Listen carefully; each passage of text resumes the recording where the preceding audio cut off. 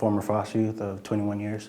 My mother did drugs and alcohol while she was pregnant with me, so that caused me to have chronic kidney disease. I experienced a lot of sexual abuse and physical abuse as a kid. I never had a stable foundation, a place to call home. Every time I would cry for my mom would come pick me up.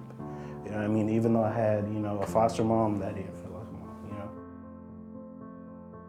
I had a phase where I had to learn, am I into guys because a guy raped me, or am I into girls? That was the biggest challenge.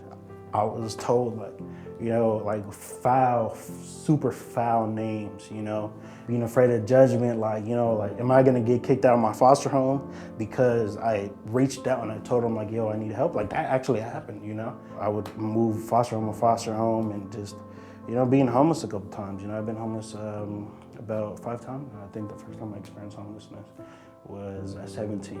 I was living in an RV in Monrovia, and around September, that's when they started to have people pay for overnight parking. And I was only able to keep up with that for a good 2-3 months. And once I couldn't afford paying for the overnight parking for the RV, it had gotten towed. I'm very prideful, so I tend to not ask for help and just do it myself.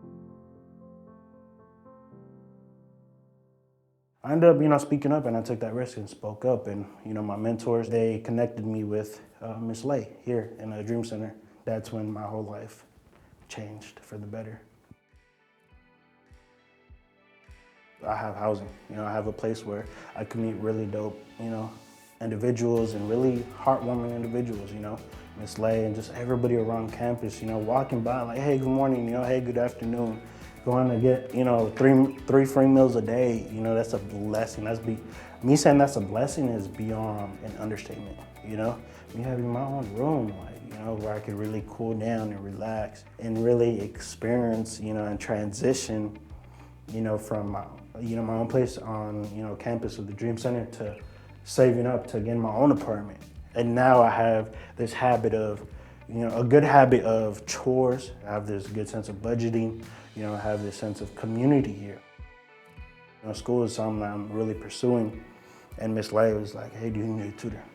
We got tutors here. Hey, do you need a computer? We got computers here. She's an auntie, Auntie Miss Lay, Auntie Lay. It's amazing how many individuals here really, have different struggles, but very similar.